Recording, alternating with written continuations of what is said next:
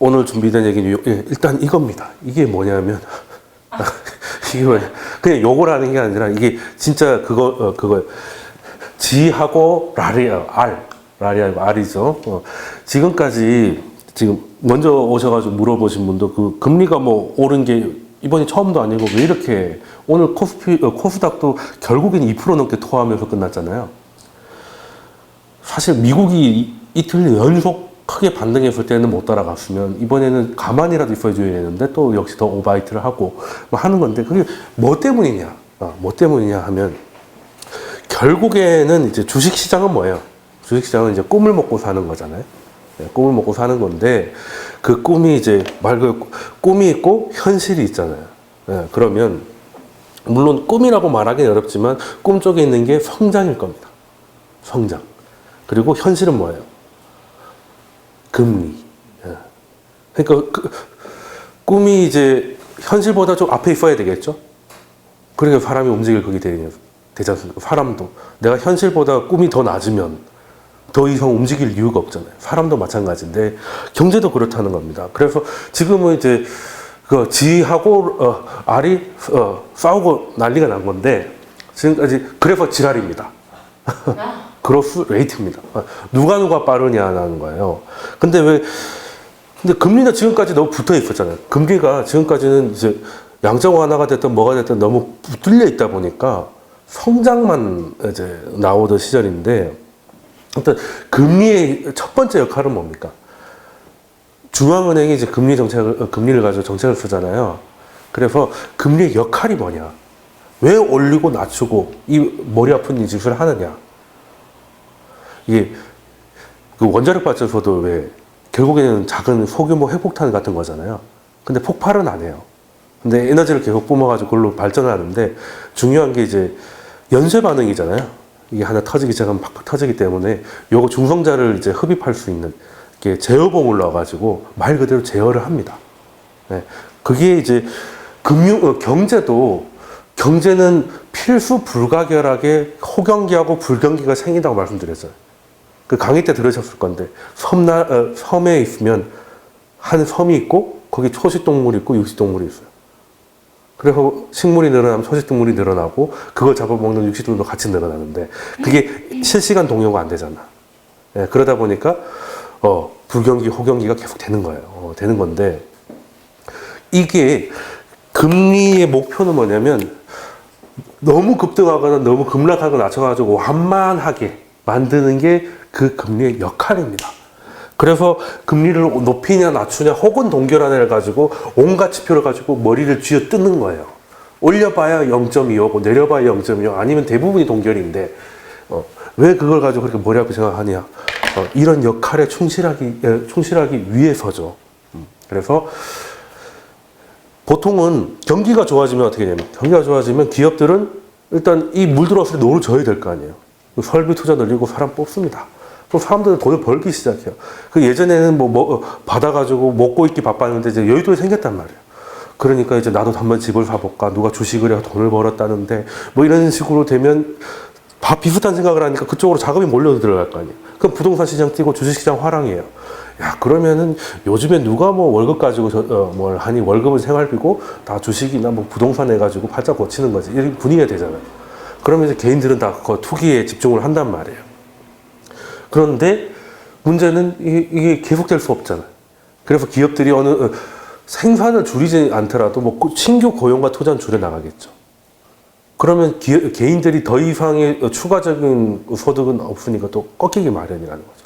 그래서 경기가 이제 너무 과열되는 것 같다라고 하면 금리를 좀 올려가지고 약간 제어를 시키고 낮출 때는 이렇게 완전히 역방향으로 이게 되는 건데 뭐 이건 굉장히 원론적인 얘기예요. 중학교 때 얘기 나오는 거죠. 이건 어렵지 않습니다.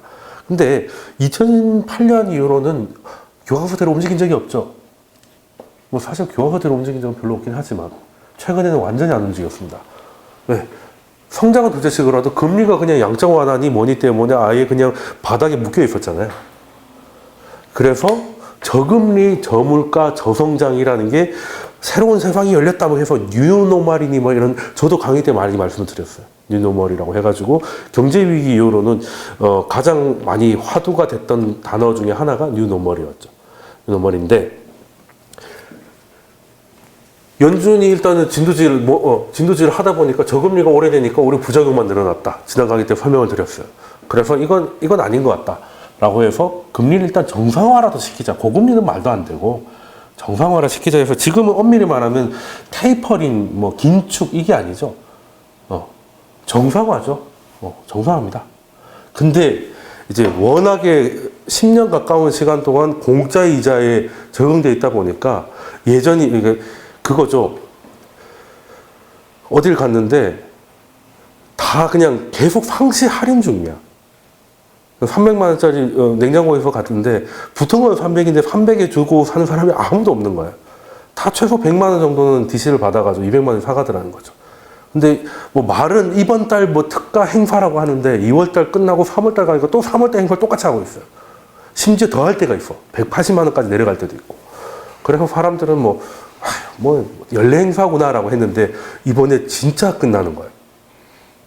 그러면 진짜 끝나서 원래는 300이었다가 320으로 바뀌었는데 할인 폭이 많이 300은 그대로 예를 들어 300이 그대로 300이라더라도 할인이 100이 되다 50이 되면 어떻게 보면 할인 종료죠. 이벤트 종료 아니면 이벤트 축소인데 우리한테는 비싸졌다고 느껴지잖아요. 그러니까 이제 시장이 약간 이제 부담을 많이 느끼는 것도 있었는데 그 중에 핵심이 뭡니까? 근데 금리라는 게 정책에 의해서 결정되는 것도 있어요. 그 기준금리를 발표를 하니까. 근데 장기채는 시장 논리로 결정이 되잖아요. 물론 뭐 정책의 힘이 영향을 끼치지만. 근데 시장이라고 하면 결국에는 수요와 공급 아니겠습니까? 그죠? 근데 채권도 지금까지는 수요가 많았어요? 공급이 많았어요? 아니, 수요가 훨씬 많았죠. 왜? 중앙은행이 찍은 돈으로 자꾸 사니까 끝없는 수요가 생기는 거죠. 그러니까 채권 가격이 미치는 거죠. 채권 가격이 높으니까 금리는 거의 바닥이고. 그랬는데 중앙은행은 이제 줄이겠다고 얘기하고 있죠. 4조 5천억 달러의 자산을 뭐 2조 9천억까지 줄이겠다 이런 얘기를 해놓은 상태에서 일단은 수요가 줄어들어서 좀 피곤한데 생각을 하고 있는데 공급이 늘 만한 뉴스가 나온 거죠. 왜겠습니까? 트럼프. 트럼프가 지금 하고 있는 게 뭐예요? 트럼프가 대통령이 돼서 1년이 넘었는데 트럼프가 한다고 해가지고 처음 의회를 상하원 다 통과한 게 하나 있습니다. 처음으로 통과한 거. 세제개혁안. 요거 통과했거든요. 강의 때 여러 번 말씀드렸는데 결국에는 이 트럼프의 세제개혁은 뭡니까? 부자들한테 혹은 중산층한테 덜 받자. 그러니까 줄이는 거예요. 그럼 정부 입장에서는 세수가 줄잖아요. 그럼 들어온 돈이 적으면 써야 될 돈이 많으면 뭘 해야 돼요? 결국 마이너스 통장을 뚫어야지. 정부 입장에서 국채 발행해서 돈을 땡겨야 됩니다. 돈을 땡겨야 돼요. 그럼 국채 발행이 늘어날 수밖에 없고, 그럼 공급이 늘어나죠? 수요는 줄어들고 있는데 공급 늘어났어요. 채권 가격이 어떻게 되겠습니까? 떨어지죠. 그러니까 금리가 올라가는 겁니다. 안 그래도 분위기를 돌려잡고 있는데 밑쪽으로 누를 만한 일이 생겼던 거고, 거기에 시장이 화들짝 놀라서 2월 초에 그 한 번 사단이 나섰다. 까지는 이제 세 번째 설명드리니까 이해가 되시죠. 근데 참 미국도 참 뻘짓이라는 게 여기가 이번에 보고서를 하나 했는데 브루킹스 연구소라고 이게 연준 의원들이나 이런 사람들이 이제 임기를 마치면 여기서 가서 연구 많이 해요. 그래서 꽤 권위 있는 단체인데 미국도 결국에는 우리보다는 상황이 낫죠. 우리보다는 상황이 낫지만 미국도 20년이 지나면 이제 우리는 곧 진입할 초고령화에 진입한다는 거죠. 근데 미국이 선진국 중에서 유일하게 인구가 늘어나고는 있거든요. 늘어나고 있어요. 왜? 자연 출산율이라고 하죠. 그 밑으로 떨어지면 모든 여성이 결혼해서 출산을 하는 건 아니기 때문에 한 명이 최소한 두 명은 낳아줘야 인구가 지켜진다 이런 게 있거든요. 그게 이제 자연 출산율인데 그걸 넘어가 있는 유일한 선진국 중에 하나가 미국입니다. 그러니까 다른 나라들은 3년, 2년, 지금 현재라고 하는데 그래야만 미국은 20년 후라고 얘기를 하는 거예요. 그래서 근데 초고령 사회가 되면 뭐가 문제냐? 일단 노인들은 돈 쓸 일이 별로 없죠. 다 병원비가 대부분일 것이고, 그죠? 아무리 건강 100세라고 해도 80 넘은 사람이 라페 가가지고 막 스탠딩 공연하기 힘들잖아요. 그러니까 할 수 있는 게 최소 수요, 최소 소비밖에 하지 않습니다. 특히 연금 생활자의 경우는 자기 연금이 늘질 않잖아요. 그러니까 소비를 늘릴 수가 없죠. 그런 것도 있는데다가 어찌됐건 이 사람들한테 이제 복지 대책이 들어가야 되는데 미국도 65세 넘어가면 뭐 헬스케어가 되긴 하잖아요.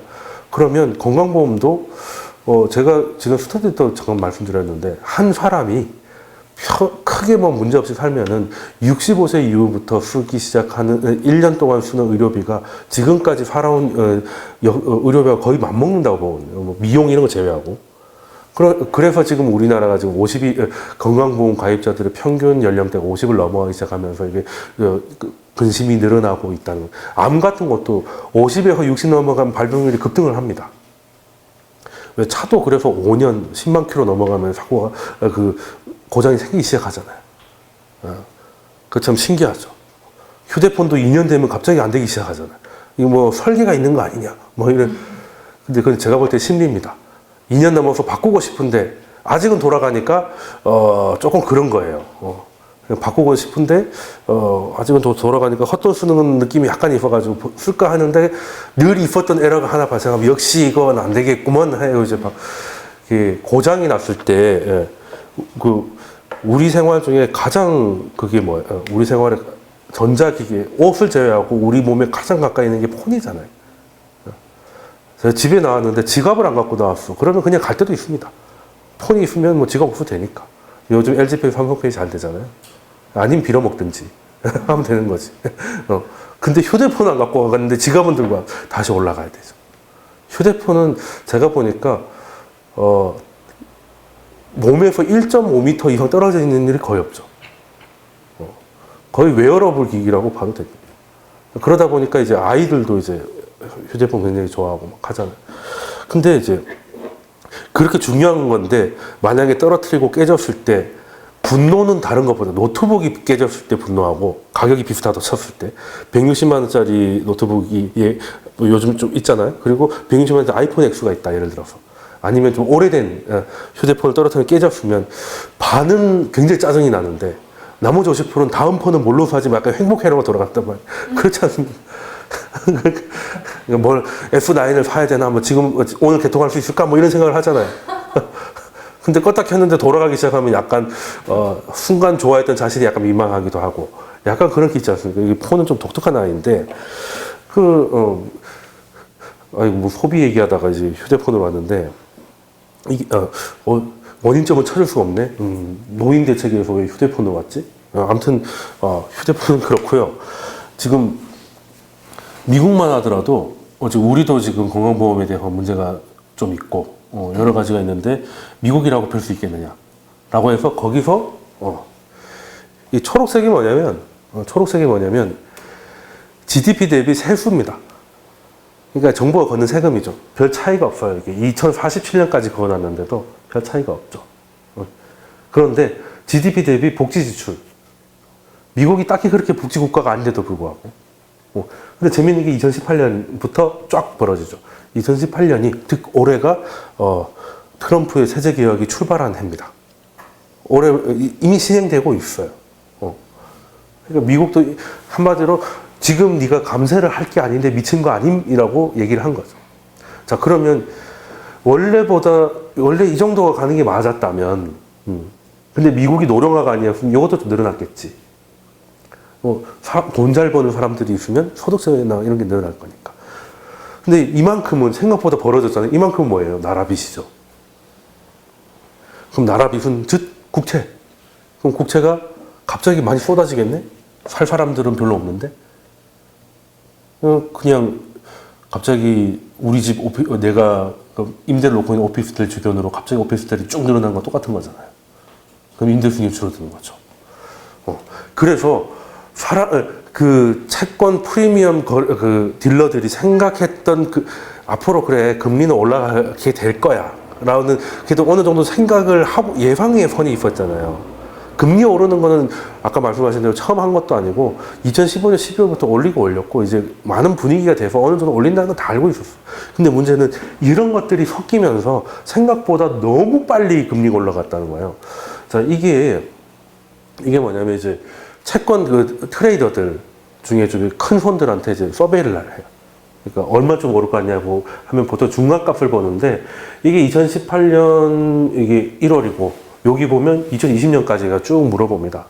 그래서 그냥 보통 실제 시장 참여하고 있는 딜러들은 2020년 돼야 뭐 2.88%뭐 되겠지라고 생각을 하고 있었는데 어떻게 됐어요? 2.9를 뚫었죠. 지금 다시 2.9를 다시 뚫었습니다. 그러니까 속도가 너무 빠른 거죠. 3년째 오를 게 갑자기 몇 개월 만에 작년 9월부터 꿈틀대기 시작하더니 날아가 버린 거잖아요. 그러니까 패닉에 빠질 만큼 빠르긴 정말 빨랐어요. 우리가 뉴스로 본 거는 이때지만 사실 굉장히 빠르게 가고 있었어요. 이게 두 번의 슈팅이 있었잖아요, 이때. 근데 채권 시장은 약간 거기서 약간 신호가 많았는데 일반인들은 채권 시장에 대한 관심이 별로 없으니까 그때 주식 시장은 별 문제 없었거든요. 근데 주식 시장은 오히려 더 좋았죠. 어떻게 보면 이제 조정을 두고 이제 게 있을 수 있었다라고 하는데, 근데 이런 일이 이번에 처음이냐? 찾아보면 늘 그렇진 않습니다. 늘 그렇진 않아요. 그리고 뭐 1939년 이렇게까지 갈 필요도 없습니다. 바로 2016년에 바로 있었어요. 2, 3년 전에 있었단 말이죠. 이게 지금 조정 이전에 가장 큰 조정은 2016년 1월 2일입니다. 그때도 미국도 많이 빠졌었고, 그 미국뿐만 아니고 우리도 막 많이 빠졌었는데, 그때는 왜 빠졌느냐? 그때도 근데 비슷하게 돌아가. 제가 지난 강의 때 설명드렸잖아요. 자, 2015년 12월에 결국은 금리 오르기 시작했어요. 근데 금리를 올리면 지금까지는 1년에 4번 뭐 이런 식으로 해서, 그리고 실제로 2016년에 4번 올린다고 했기 때문에 거의 8년 동안 저금리에 익숙했던 시장들이 이제 화들짝 놀라가지고 금리가 급등하고 주가가 떨어졌던 일이 있었는데, 그게 어떻게 진정이 됐냐면 생각보다 빨리 진정이 됐어요. 2월 11일 날 옐런이 의회 연설이 나갔는데 거기서 금리 인상을 천천히 할 수도 있다는 발언을 합니다. 시장이 너무 빠져 있으니까. 그러니 이제 시장이 4번은 고사하고 한 번 더 힘들 수도 있겠다는 기대감이 다시 돼서 그 다음 날인 2월 12월이 글로벌 위험 자산의 모든 저점이에요. 제가 그때 강의에서도 그거 맞췄다고 제가 캡처까지 해가지고 바닥이 임박했습니다라고 했는데 다음 날이 바닥이었어요. 완전히 거의 이길 배송이었죠. 근데 그때도 요거 보고 그때 얘기했었는데 이렇게까지 반응할 줄은 사실은 몰랐는데, 여기 보면 요거 보이시나요? 요때입니다. 뭐 별로 안 빠진 것 같은데요? 라고 할 수 있는데, 이거는 이제 길게 보다 보니까 이거 하나가 한 달이에요. 이거 하나가 한 달입니다. 그럼 거의 4달 동안, 3달 동안 쭉 빠졌다가 끌어올리기 시작해서 다시 하는 게 좀 걸렸다는 얘기죠. 근데 아무리 급락이라도 멀리서 보면 아름다울 뿐이죠, 그냥. 그래서 시장은 그냥 우상향한다는 건데, 지나서 보면 참 별거 아닌 거죠. 참 별거 아닌데, 그때는 사단이었고, 지금 보면 꽤 길잖아요. 다 감아 올리긴 했지, 75% 이상 감아 올리긴 했지만, 이번이 진짜 급하긴 급했었구나. 요때도 한 번 있는데, 요 봉 하나로 끝나죠. 한 달 안에. 심지어 이 봉은 아직 안 끝났습니다. 오늘 끝나겠네. 오늘 2월 마지막이니까. 그러니까 이번에 변동성이 얼마나 끝내줬는가를 보여주는 건데요. 아무튼, 이때도 똑같은 일이 사실 있었었다. 는 거고.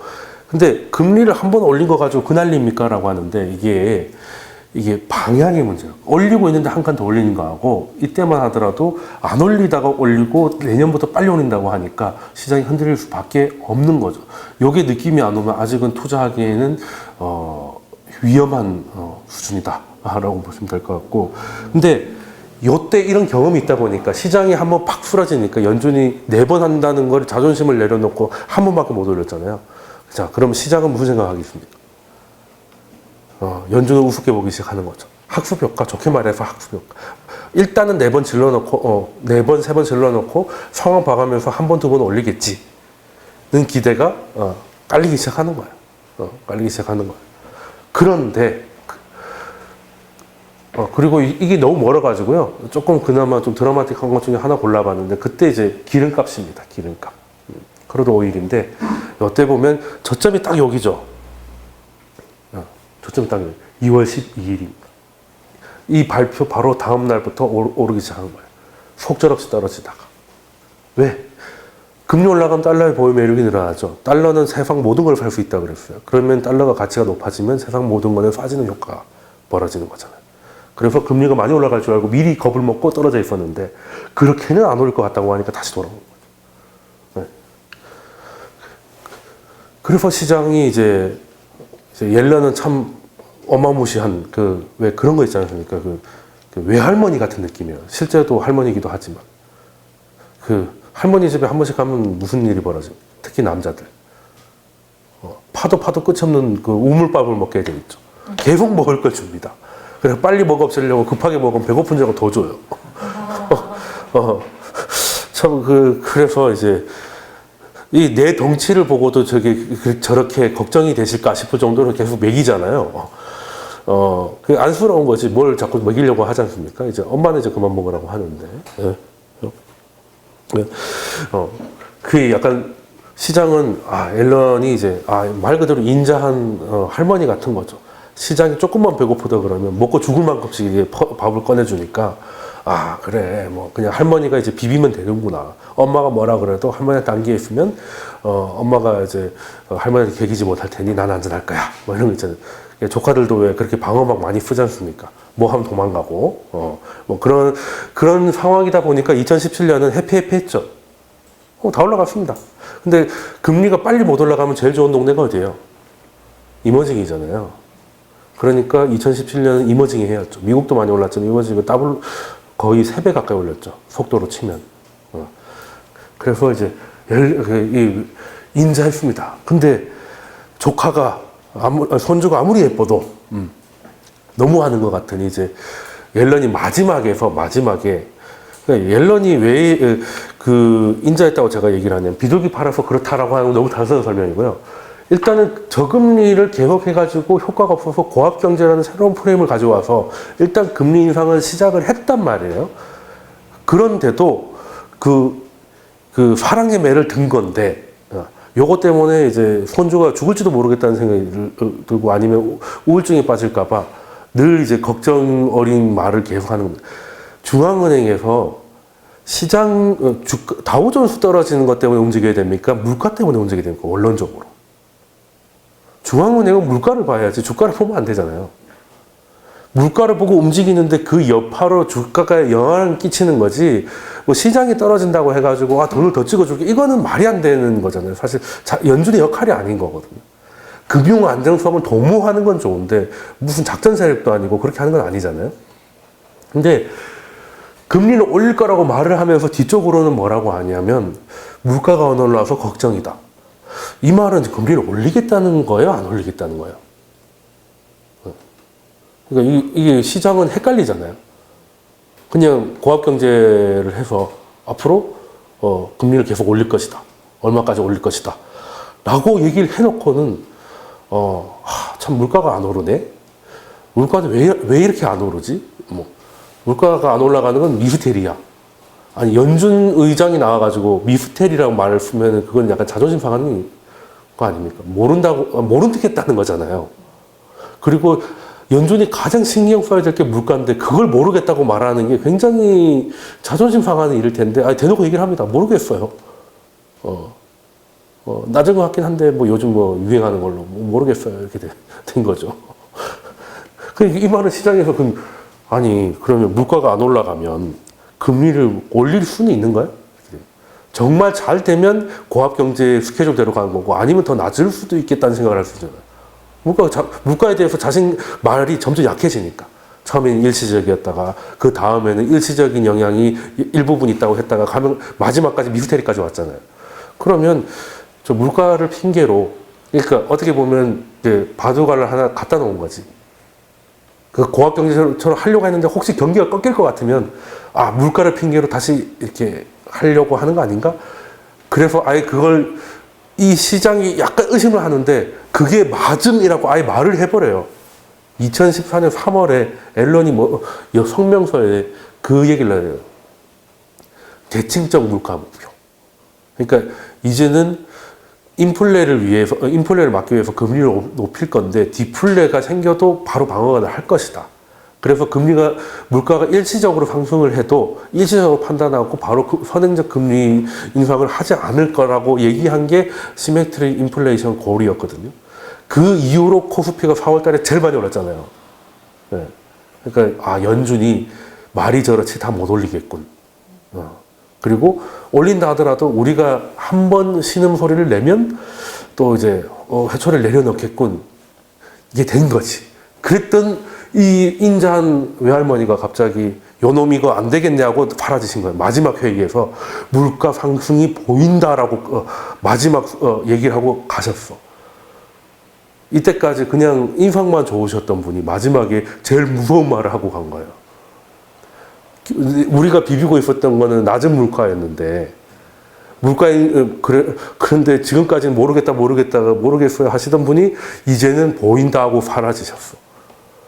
그러면은 저분도 이제는 물가가 오른다고 생각을 하면 다른 사람은 당연히 보인다고 할 거 아님? 이거 뭔가 잘못된 것 같은데? 좋은 시절 끝난 거 아니야? 잔치는 끝난 거 아니야? 라고 생각을 하고 있는데, 트럼프가 채권을 발행을 할 수밖에 없는 일을 벌이고, 이런 식으로 되니까 이제 다 흔들려 버리기 시작한 거죠. 그래서 제가, 2번의 강의를 통해가지고, 일단은 제일 중요한 게 뭐다? 오늘 새벽에 다 나왔죠? 오늘 새벽에 다 나왔는데, 새로운 의장인 파웰이, 이제 금리 인상에 대해서, 근데 사실 오늘 네이버나 이런 데서 뉴스를 보신 분들은 약간 매파적 발언이었다라고 해가지고 미국이 1% 정도의 조정을 보이고 우리는 그냥 술개즈까지 토했다. 이런 거 있죠. 토하다 그러면 초록색이 나오잖아요. 그렇게 된 건데. 제 친구가 예전에 술 마시다가 이제 술개즈까지 토하고 조금만 더 토하면 똥이 나올 텐데 거기서 더 이상 안 나오긴 했는데요. 아무튼 그런 상황이었다는 겁니다. 그래서 그냥 겉보기에는 파웰이 매파라서 그랬구나. 이제 정확히 말하면 제일 중요한 거는 그거였습니다. 이 발언 나왔어요. 그래주얼이 나왔어요. 점진적인 금리 인상을 선호한다. 이 얘기 나왔거든요. 근데 왜 시장은 왜 이렇게 실망을 해? 기대가 너무 컸던 거죠. 기대가 너무 컸어요. 왜? 시장은 일단 너무 불안한 거예요. 그 옐런 할머니가 우리를 이렇게 달래놓는데 마지막에 뭔가 싸한 소리를 하고 갔단 말이에요. 우리가 기대하는 건 낮은 물가 때문에 금리를 이제 제대로 못 올리는 걸 기대하고 있는데 거기에 대해서 싸한 소리 하고 왔기 때문에 이 할아버지가 와가지고 물가는 계속 아직 더 지켜봐야 된다. 아니면 미스테리다. 이렇게 좀 원래대로 그 달콤한 말이 듣고 싶은데 사실 그러기에는 미국 경제가 너무 좋거든요. 그러기 너무 좋아요. 물가가 올라갈 수밖에 없습니다. 사실 지금까지 올라가고 있는 거를 옐런이 그냥 수치만 보고 좀 약하게 말했던 게 있긴 있거든요. 그래서 물어봅니다. 그래서 금리 인상 어떻게 점진적인 금리 인상을 선호하지만 미국의 경제 환경에 대한 자신감이 있다. 근데 물가가 안 오르는데 기업의 이익이 늘어날 수가 없거든요. 그렇잖아요. 물가가 떨어진 건 디플레잖아요. 지금 새 의장이 와가지고 미국이 디플레가 시작됐습니다. 이게 완전히 끝을 내야 되냐? 그건 아닌데. 근데 물가에 대해서 강한 마사지를 기대했으나 그거는 아니었고 오히려 이 양반은 미국 경제에 대한 자신감을 보인 거예요. 미국 경제 여건 굉장히 좋다.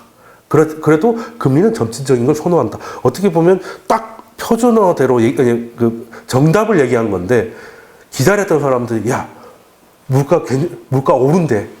그럼 금리 올리겠는데? 그러면 그럼 매파인 거야? 이렇게 된 거예요. 너무 기대가 컸다는 거예요. 너무 기대가 컸습니다. 아무리 연준이 나와가지고 달래는 데는 전문가였지만 그 정도까지는 파웰도 하기 힘들었을 텐데 그 결정적인 게 뭐였냐면 하원 의원이 미국 금리 이번에 올해 4번 올릴 겁니까? 라고 물어봤어요. yes or no 이거 있잖아요. 했는데 이 양반이 딱 정확한 대답을 했어요. 그건 그때 가서 봐야 알죠. 아니, 금리라는 게 가서 봐야지. 미리 정해놓고 할 것 같으면 무슨 호텔스 컴바인 예약하는 것도 아니고, 그렇잖아요. 물가가 많이 올라가면 생각보다 많이 올릴 수도 있고, 안 올라가면 그냥 있을 수도 있는데, 그거를 미리 나와가지고, 나 내번 올릴 거예요? 이렇게 얘기할 수는 없는 거잖아요. 2월 초에서, 2월 달에. 그랬는데, 내번에 대해서 부정하지 않았다는 거죠. 내번도, 아, 그건 아닙니다가 아니고, 그건 봐야 알죠. 약간 느낌 다르잖아요. 시장이 기대했던 거죠. 아직은 네 번의 인상을 고려하지 않고 있다. 이 말을 원했겠지. 해봐야 세 번. 세 번은 이미 다 각오하고 있으니까. 아니, 그러면 가이드가 세 번이었는데 네 번이 되면 다섯 번도 못할 거 없네? 이런 거. 일단 깬 거잖아요. 계획을 깬 건 맞잖아. 네 번이든 다섯 번이든.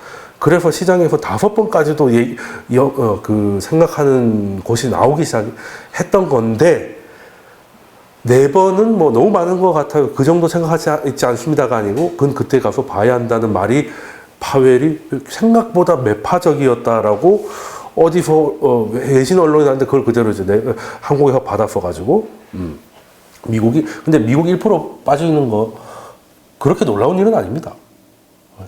그럴 수 있죠. 정상적인 꼭 사단이 없을 때도 1% 정도 움직일 수 있어요. 4%가 진짜 역사적인 거지. 4% 넘어가. 제가 6% 보고 라이브로 본 게 진짜 뭐 어떻게 보면 영광이다 이런 얘기를 또 지지난 강의에도 했었는데, 그건 드물죠. 그건 드문데 1%는 움직일 수 있습니다. 꼭 너무 진짜 매파적으로 나왔으면은 최소 3% 이상 날아갔을 거예요. 최소 3%. 이제는 우린 다 죽었구나. 이렇게 되는 거죠. 다 죽었는데. 자, 그러면, 일단은, 기대가 너무 컸던 것도, 이걸 보고 뭐라고 해야 되냐면, 이제, 부페를 갔는데, 돈 아깝다고 막 쌍욕하기에는 몇 개 먹을만 했고, 그렇다고 다시 오기에는 뭐 한 애매한 거 있잖아요. 약간 딱 그 정도로 끝났습니다. 그 정도. 그런데 이번에는 상원이었잖아요. 하원이었잖아요. 그런데 시장이, 자기는 그냥 이렇게 하면 시장이 좋아하겠지라고 얘기를 했는데 시장에 빠졌잖아. 그럼 상원 가서는 조금 더 부드럽게 얘기할 수도 있겠죠. 자기도 처음 하는 거잖아. 그래서 이제 좀 간을 봐야죠. 요 정도 얘기하면 사람들이 좋아하나 싫어하는 건 봐야 되죠. 처음 해봐서 그런 것도 좀 있고. 근데 처음 한 것 치고는 그냥 제가 보기엔 딱 원론적인 이야기. 처음 나오자마자, 특히 이 양반은 일단은 재미있는 게 경제학자가 아닙니다. 연준 오기 전에 뭐 했는지 아세요? 보통 보면 연준 이사라고 하면, 대학에서 다 박사까지 마치고 교수로 막 이름을 날리고 나름대로 이렇게 하다가 이제 와가지고 이렇게 오는 건데, 이 양반 변호사였습니다. 변호사였어. 변호사의 특징이 뭐예요? 오늘 어제였죠. 박근혜 대통령 구형 나왔습니다. 30년. 왜 무기가 아닐까 싶은데. 뭐, 아무튼. 근데도 이제 국선 변호인들이 한 번도 박근혜를 못 봤던 국선 변호인들이 뭐 변호를 하는데, 뭐 심지어 울먹 있는 사람도 있고, 앞에 이상한 변호사 장유환가? 뭐, 걔는 뭐 이해를 한다 치더라도, 국선 변호사는 왜 저렇게 박근혜 편을 들까라고 생각할 수 있잖아요. 근데 변호사니까 자기가 변호해야 될 사람을 자기 생각이 아니라 그 사람의 입장에서 최대한 방어를 해줘야 되는 거잖아요. 그게 무슨 말이겠습니까? 자기의 생각보다 조직의 생각 혹은 자기 역할에 필요한 대로 움직이는 게 더 익숙한 사람이라는 거예요. 그래서 파웰 의장은 한 번도 노를 하지 않죠. 카르케리 같이 이렇게 대머리 아저씨 같은 경우는 막 그냥 말이 많습니다. 회의록 보면 말 많아요. 뭐 반대하고 막 이건 틀렸다 막 이렇게 하는데, 이 아저씨는 그냥 누가 와서면 그렇네. 자기가 와서면 그렇네. 그래 할까 말까 하시죠 뭐 하하하 뭐 이거 있잖아요. 약간 그랬거든요. 그게 이제 생각이 없어서기보다는 자기의 소신대로 밀고 나가는 캐릭은 아직까지는 아니었다는 거예요. 지금까지는 커리어를 보면은. 그러니까 자기가 봤을 때, 지금 자기 역할에서 어떻게 하는 게 결과적으로 좋은지를 이제 계산해서 움직이는 사람이다 보니까, 처음엔 일단 원론적인 거밖에는 볼 것 같은 사람들은 물가 잡아야 됩니다 하는 생각을 가지고 아예, 의장이 됐잖아요. 그래서 그냥 취임사가 그냥 물가 인상이었어요. 한 번 3%씩 올리고 그랬습니다. 300bp. 한번 보고 싶네.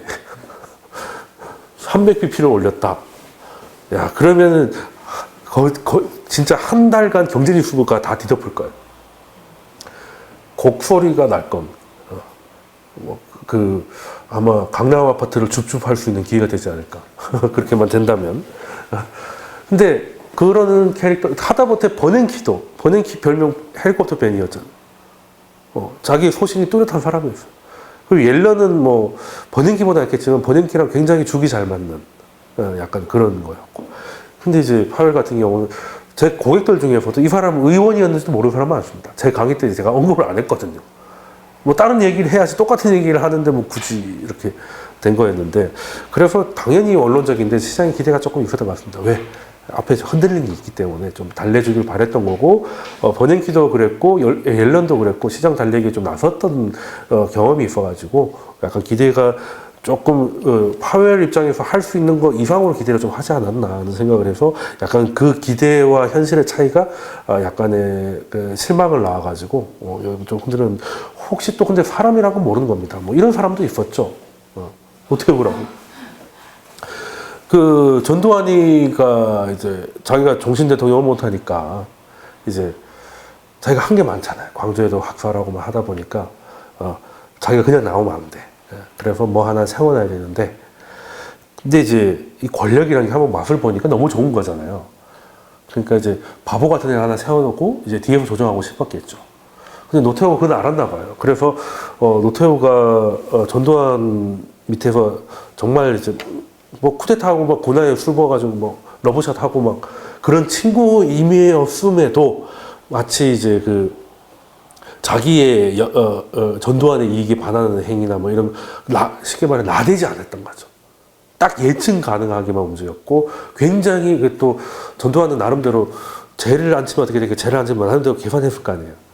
그런데 제일 이제 쟤는 그릇이 안 돼 이런 거 있잖아요. 자기가 이렇게까지 면박을 줬는데도 그냥 예 이렇게 할 정도면, 그래서 혼자 한강 가서 많이 울었다잖아요.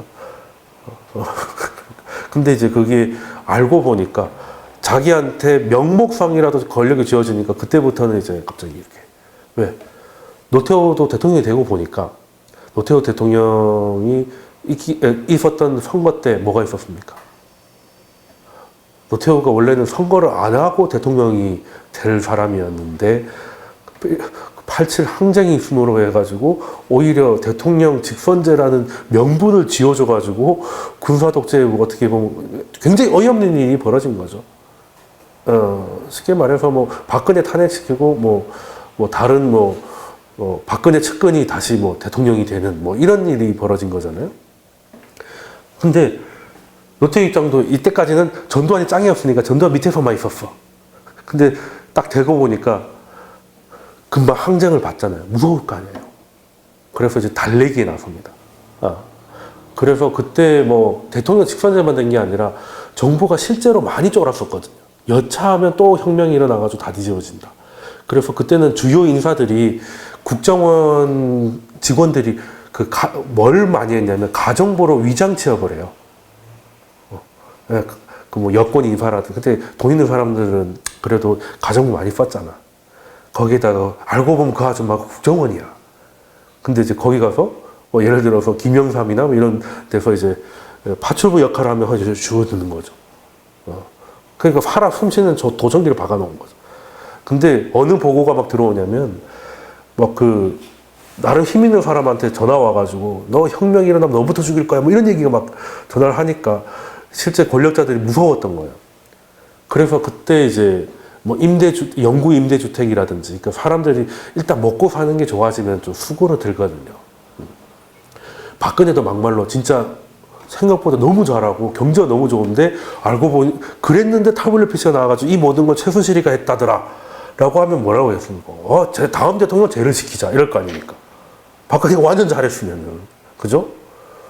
근데 못했는데 별 이상한 아줌마 같은 게 뒤에서 조정했다가 더 열받은 거 아니에요. 난 쟤만 등신 중에 등신이 하나 더 있었다는 거예요. 근데 이때도 마찬가지입니다. 일단은 뭐 대통령 직선제는 일단 들어줬어. 그래서 일단은 정리가 됐는데 그래도 아직은 여차하면 또 이게 한 번에 성공을 받기 때문에 그래서 일단은 사람들 배를 분리해줘야 된다. 근데 먹고 사는데 가장 큰 문제가 뭡니까? 지금도 마찬가지. 집이잖아, 집. 그래서 집을 그냥 줄 수는 없고 장기 임대주택 이런 걸 해가지고 뭐 그냥 뭐 전세값 때문에 2년마다 이사하고 이런 꼴만 안 당하게 해도 괜찮을 거다라고 해가지고 그리고 인구를 좀 이렇게 그때 관악이나 이런데 너무 사람이 많은 거예요. 지방에서 올라온 사람들이 지금도 부산에서 친구들 올라오면 신림 이런 데다가 박았거든요. 그러니까 너무 많아요. 그 가난한 사람이 많이 뭉쳐 있으면 겁나는 거죠. 또 데모할까 봐. 그래서 하려고 이렇게 뭐 많은 정책을 했는데 그때 이제 운동권들이 그냥 직선제 쓰면 됐다고 하고 그냥 이제는 뭐 노태우 대통령 표가 말해서 이제는 안정입니다 했어요. 그거를 경실련이나 이런 데서 같이 해주는 바람에 뭐 선거를 도와줬다기보다는 그런 분위기를 만들어 버렸기 때문에 지금도 욕먹는 경우가 많이 있는데 아무튼 그때 이제 요런 상황이 되다 보니 그리고 또 지지율 중요하잖아요. 지지율 얻는 건 제일 지지율 얻기 쉬운 건 뭡니까? 노태우가 뭘 잘해가지고 그래도 다 전두환 하고 한 라인이고 하는 걸 아는데 지지율이 높아지긴 쉽지 않잖아요. 그러면 뭘 하면 지지율이 가장 좋아질까요? 지금 문재인 대통령 지지율이 한 64% 정도 나옵니다. 그죠? 요거 바로 80% 뚫는 방법이 있죠. 특검을 조직해서 빈성연매가 털어보십시오. 갑자기 순간적으로 80% 쫙, 그러니까 미운 놈을 때리면 시원하잖아요. 그러면 그때 당시에 전두환은 살인마, 지금도 마찬가지지만. 그래서 50 청문회를 열어버리는 거거든요. 전두환 입장에서는 어처구니 없는 일. 이게 자기가 조정하려고 했는데 이 미친놈이 이렇게 자기한테 칼을 들이대고 그리고 자기 뒤를 도모하기 위해서 김영사하고 손을 잡더니 결국 그 김영사 때문에 사형 선고를 받잖아요. 죽진 않았지만. 아무튼 뭐 그렇게 되는 겁니다. 그러니까 뭐 국내 얘기하다가 갑자기 좀 샜는데 이런 캐릭터만 아니면 된다. 그러니까 한마디로 내가 금리 인상의 꿈이 있었는데 이 나라를 위해서 입을 꾹 닫고 귀머거리 이렇게 살아왔다는 게 아니라면 괜찮은 건데 근데 파웰은 진짜 그럼 하기 싫은데 끌려서 됐나?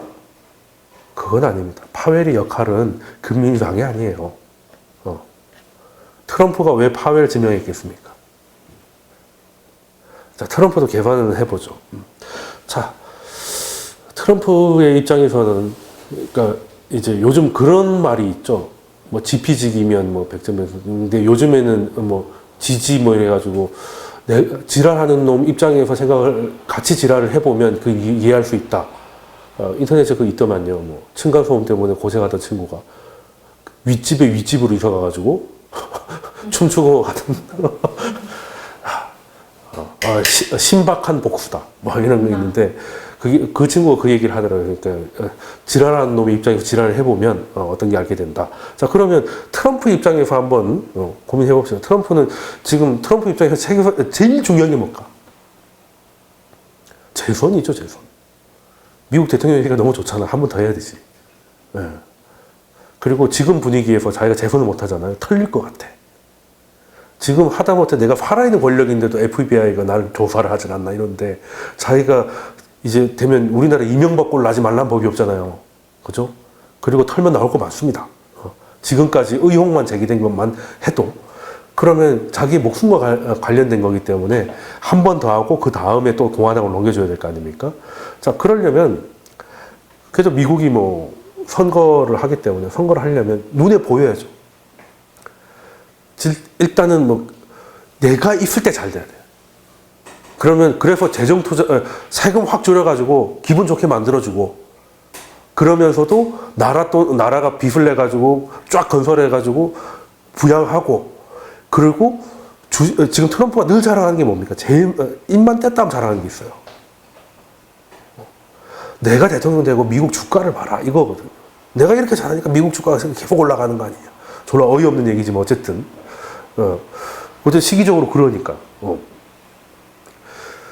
그러면 금리를 올리고 하는 게 트럼프 입장에서는 딱히 좋은 건 아니잖아요. 근데 금리를 안 올릴 수는 없어. 그리고 연준 사람들이 다 자기 편도 아니고. 그러면 다른 방법을 생각해야 됩니다. 자, 이게 사람들은 금리만 봐요. 그죠? 금리는 뭔가 돈의 값이죠. 근데 실질적으로 우리 영향을 많이 끼치는 거는 통화의 양이거든요. 양입니다, 양. 그래서 인플레이션이라는 거는 금리가 내려서 오기보다는 통화량 증가로 오는 게 거의 맞습니다. 거의 맞습니다. 그러면 통화량을 증가시켜야 되는데 금리가 올리면 어쨌든 시장에서는 돈이 빨려 들어가는 게 아닙니까? 라고 하는데, 그러면 금리는 올리고 다른 데서 풀면 되지. 어떻게 할? 지금 규제가 많아요. 규제를 빼면 됩니다. 규제를 빼면 돼요.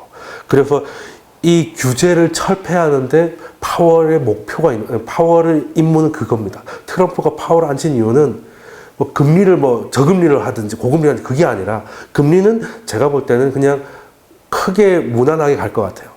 뭐 어느 정도 올라가는 시장 컴퓨터에서 약간 그 정도 될 거고, 실질적인 역할은 지금 하더라도 미국이 지금 금융위기로 막 못하게 막 많이 막아놨거든요.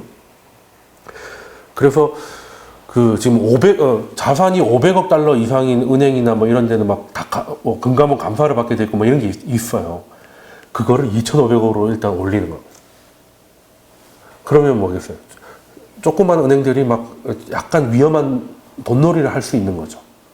그렇게 되면 돈이 돌잖아요. 통화량이 늘어나죠. 이해되십니까? 그러니까 금융위기 이후로 규제가 많이 들어왔는데 그 규제를 철폐라고 하기 좀 이제 많이 약화시키는 게 벌써 지금 이 양반 이제 취임해가지고 한 거라고는 겉보기에는 의회 한 번 한 거밖에 없습니다. FOMC 한 번 하고. 근데 규제 철폐는 생각보다 빠르게 진행되고 있어요. 아까 얘기했던 상향 조정이라든가, 그리고 87년에 미국 대부은행들 해가지고 한번 버블이 있었거든요. 그래서 그 못하게 해놓은 것 거의 철폐를 검토 중에 있어요. 거의 이제 상원으로 넘어갈 분위기입니다. 생각보다 빠르게 이루어지고 있다. 생각보다 빠르게. 그래서 금리는 올라가는데 자산시장은 계속 갈 겁니다. 왜? 규제가 풀려서. 하다못해 금리가 높은 데는, 금리가 낮은 데는 금융 규제도 역할이 있어요. 예를 들어서, 우리 뭐 변액보험 같은 것도 있죠. 한 펀드를 100%로 할 수 없어요. 채권을 꼭 20%를 해야 된다든지 그런 규정이 있습니다. 근데 요거를 없애버리고 주식형에 100% 더 넣을 수 있게 해버리면 돈은, 시장에 나와 있는 돈은 똑같은데 주식시장에 들어간 돈은 더 늘어날 수 있죠. 이해되십니까? 네. 근데 금융위기 이후로는 안전자산에다가 강제 몇 프로를 하라는 게 있었어요. 그럼 안전자산이 뭐예요? 미국 채권이나 선진국 채권일 거 아닙니까? 그러면 울며 겨자 먹기로 그걸 사야 돼. 그럼 수요가 계속, 안 그래도 중앙은행이 사고 있는데 걔네들도 사야 돼. 그러니까 금리가 이상하리만치 낮았던 거예요. 근데 이제 이게 풀리면 또 금리는 좀 상승할 수는 있겠죠. 근데 통화량은 늘어서 금리가 올라가는데 오히려 성장이 나올 수 있다는 거예요. 근데 문제는 이런 식으로 하면 좀 과열이 의심되고, 그래서 연준에서도 지금 금리 시장이 원하는 말을 못 해주겠는 게, 규제가 풀려나가는 게 보이잖아요. 그리고 재정정책을 쓸 거잖아요. 그 물가가 생각보다 빠르게 움직일 것 같으니까 미리 그걸 염두를 해두고 시장이 원하는 말을 아직 아끼는 거죠. 아직 달랠 때가 아니다. 요 정도는 오른 거에 비하면 애교다. 그래서 윌리엄 더들리가 뭐라고 했습니까?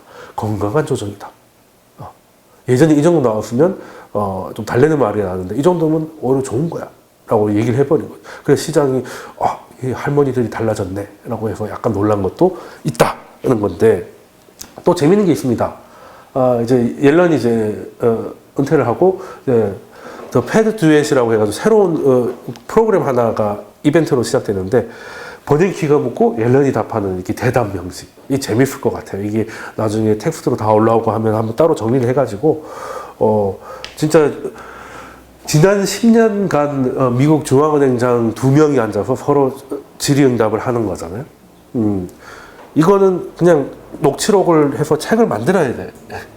그죠? 그리고 이걸 가지고 이 한마디 한마디가 다 언중유고일 거기 때문에 요거는 따로 이제 나오는 대로 스터디나 이런 데서 좀 깊게 공부하는 교재로 쓸 생각입니다. 재밌을 것 같아요. 재밌을 것 같고. 그래서, 물론 중요도는 이제 앞으로 파웰이 발언이겠지만, 이제 공부하는 데는 또 요만한 것도 없겠다라는 거고요. 그리고 이번에 그 회의록, 1월달 회의록이 공개가 됐는데, 회의록이 나오면서 이제 미국 시장이 훅 올라갔다가 다시 다 토하고 끝났습니다. 이것도 이제 시장이 지금 연준의 말 한마디에 일희일비 한다는 뜻인데, 일단 대단한 거는, 일단 표면적으로 뭐라고 했냐면요. 미국, 뉴욕 주식 시장의 뭐, 밸류에이션이 높은 수준이다, 뭐 이런 얘기 있어가지고, 그러면은 이제 위험하다는 얘기네라고 다 빠지는 거 아니냐? 라고 하는데, 이거는 폭락 전에 만든 거예요. 폭락 전에 한 건데, 폭락이 있기 전에 한 것 치고는 다 알고 있습니다. 그래서, 이 영감 할매들은 다 알고 있구나. 생각을 하는데, 중요한 걸 몇 개 따왔는데, 미국 경제가 양호한 가운데 시행되는 재정 부양책으로 금리 인상이 빨라질 수 있다. 요런 얘기 나왔다고 하니까 시장이 다시 올랐던 걸 다 겨내기 시작했던 거죠. 그랬던 거고, 앞으로 2년간 확대될 것이 분명한 미국의 재정 적자에 대한 우려가 트럼프 대통령의 위기가 될 수 있다. 다 알고 있죠. 저도 했던 얘기고, 그리고 재정 투입 규모 자체는 그렇게 많지 않은데, 지금 부양책을 써야 됩니까? 안 써야 됩니까? 지금은 안 쓸 때죠. 안 쓸 때인데, 그래서 자연 실업률 상황, 그러니까 4.1, 그러니까 부양할 필요가 없고, 오히려 과열을 걱정해야 되는 시기에서 쓰이는 재정 정책이라는 것이 시기가 이례적이다. 영감 할매들이 다 알고 있는 겁니다. 그리고 최근에 미국 재정 적자 전망을 반영해서 국채금리가 상승하고 있다. 이 얘기 제가 처음 한 얘기죠. 오늘 시작할 때 한 얘기죠. 재정 적자, 즉 국채 발행인데 그걸 우려해가지고 시장 금리가 오르고 있다. 이런 일이 터지기 전에도 다 알고 있는 겁니다. 그래서 연준 의원 아무나 하는 거 아니다. 아무나 하는 거 아니다. 볼 수 있는데, 자, 그러면 앞으로 미국 시장은 어떻게 될까? 좀 잘하는 사람 얘기를 좀 들어보면 좋겠죠. 아마 자산운용사 중에서 제일 큰 게 이제 블랙록이라고 아실 겁니다. 블랙록 아실 건데, 거기서는 미국 시장 투자가 원래는 중립이었어요. 근데 이제 비중 확대, 즉 사라고 바꿨습니다. 한마디로 뭐 가짜로 외친 건데, 일단은 근거를 들어봐야죠. 근거. 그러니까 금리 인상이 부담되는 건 맞다. 근데 금리 인상을 왜 하냐 하는 거죠. 물가가 오르니까 금리 인상하는 거잖아요. 물가가 오르면 기업한테 좋아요, 나빠요? 완전 좋죠. 완전 좋죠. 기업이 파는 물건들과 서비스가 오른 게 물가 인상인데, 기업한테 나쁠 게 없다는 겁니다. 그죠? 그래서 원자재가 막 올라가지고 하면 좀 피곤할 텐데, 이거는 그냥 말 그대로 생산품 가격이 올라가는 거니까. 그러니까 금리 올라가는 것보다 금리 1% 오를 거면 얘네들은 2% 오른다는 거예요, 매출이. 그럼 더 좋으니까 사야 된다. 역시 이제 괜히 세계의 최대 자금융사가 아니다, 뭐 이런 생각이 좀 들긴 하는데, 그래서 물가 재고 효과라고 제가 여러 번 설명드렸습니다. 아직 팔리지 않은 것도 가격이 올라가면 다 장부상으로는 그게 다 잡히기 때문에, 그래서 지금 첫 슬라이드가 뭐였습니까? 지라라고 접혀져 있는 거잖아요. 그래서 지금은 G하고 R인데, 지금까지는 이게 약하게 올라가고 있었고, 얘는 바닥에 있다가 이제 올라오기 시작하는데, 눌러져 있다가 튕겨 올라오니까 G보다 R이 빠를 것 같아서 겁을 먹은 거죠. 근데 이게 올라가는 데는 결국엔 중앙은행에 고민이 있을 것이고, 요거에 대한 확신이 없으면 하지 않을 것이다. 그래서 결론은 G가 중요하다. G가 졸라게 중요하다.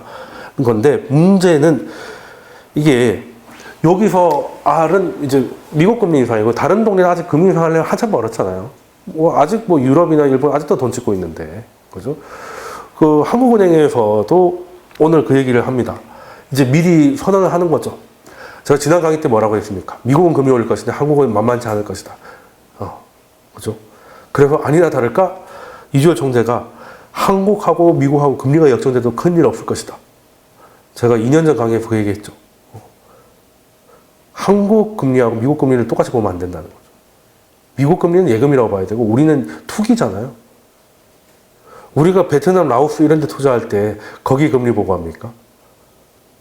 성장성을 보고 하는 거잖아요. 그러니까 대상이 다르다. 라는 건데, 이제 이주호 총재도 이제 약간, 이렇게까지는 얘기는 안 했지만, 뭐, 큰일 안 생긴다. 자금 유출 그렇게 안 생긴다. 자금 유출은 언제 생기냐? 한국에 대한 기대치가 꺾일 때, 네, 나오는 것이죠. 네, 근데, 그러면, 지가 가장 중요한데, R은 어쨌든, R이 올라가는 곳은 미국밖에 없고, 그죠? 한국도 이제 추월당할 걸 이미 중앙은행 총재가 오늘 떠났을 정도로, 그러면 성장은 미국만의 성장이냐? 근데 미국은 혼자서 많이 가긴 했잖아요. 좀 부담스러울 수 있죠. 그래서 여기에는 크게 나누면 이제 지금까지 거의 원탑으로 달리던 US가 있고 그 외 병풍들이 있죠. 근데 이제 병풍들이 달라질 때가 왔다는 겁니다. 근데 이게 미국한테도 중요해요. 자, 미국은 뭡니까? 미국이 원하는 건 뭐라고요? 금리 인상을 계속 기조를 유지하는 동안에서도 달러 약세가 구조적이고 장기적인 달러 약세를 원한다고 했잖아요. 그러려면 어떻게 해야 됩니까? 이게 상식적으로 이율 배반적이잖아요. 미국이 금리를 올리는 것은 달러의 보유 매력이 늘어나는 건데 왜 달러가 약해지느냐는 거잖아요. 그러려면 이렇게 해야 되는 거예요.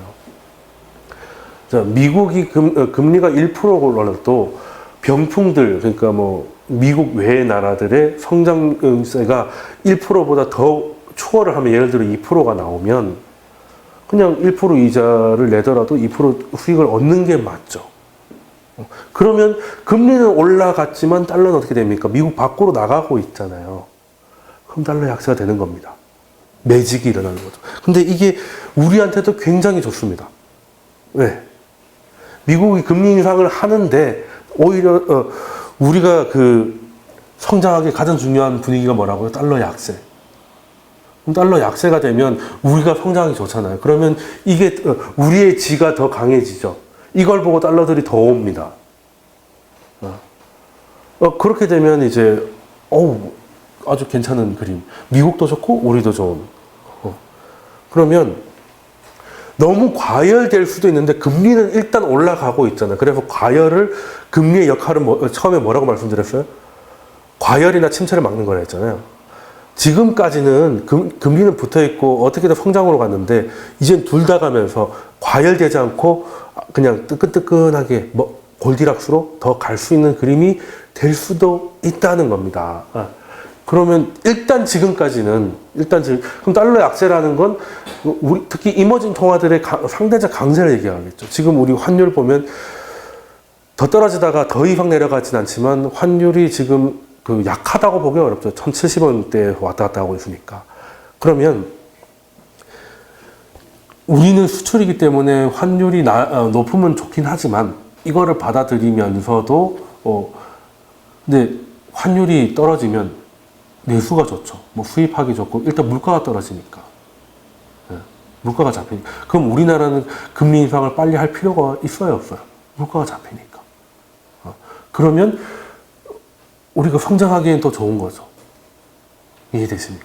그러니까 미국이 금리 올리고 있는 이 부담스러운 상황에서도 우리가 할 수 있는. 그래서 지가 R을 추월하게 되면 지랄하고 자빠졌네가 지랄도 풍년이다로 바뀌는 겁니다. 말 그대로. 그러니까 지금 가장 좋은 그림은 이거예요.